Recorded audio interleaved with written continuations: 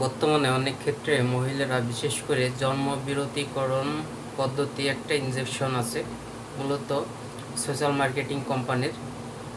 এটি 3 মাসের একটি ইনজেকশন পদ্ধতি। একটি প্রাথমিকভাবে অর্থাৎ প্রথম পর্যায়ে ইনজেকশনটি যদি নেয় অর্থাৎ মাংসে নেয়, এর পরবর্তীতে আপনার কয়েকটি লক্ষণ দেখা দিতে পারে।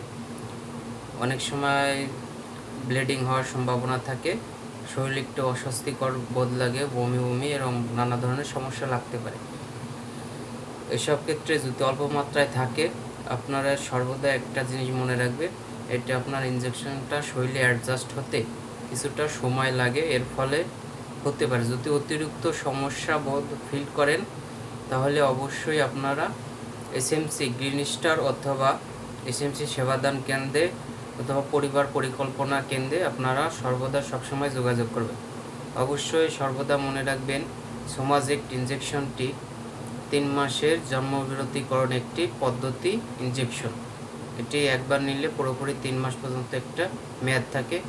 অবশ্যই এর সবচাইতে বড় সমস্যা হচ্ছে ব্লিডিং হতে পারে এবং অস্বস্তিকর একটা পরিবেশ নিজের কাছে মনে হতে পারে। এজন্য অতিরিক্ত সমস্যা ফিল মনে হলে অবশ্যই রেজিস্টার্ড ডাক্তার অথবা পরিবার পরিকল্পনা এসএমসি ব্রুস্টার কেন্দ্রে এ ধরনের জাতীয় সেবা কেন্দ্রে আপনারা যোগাযোগ করবেন।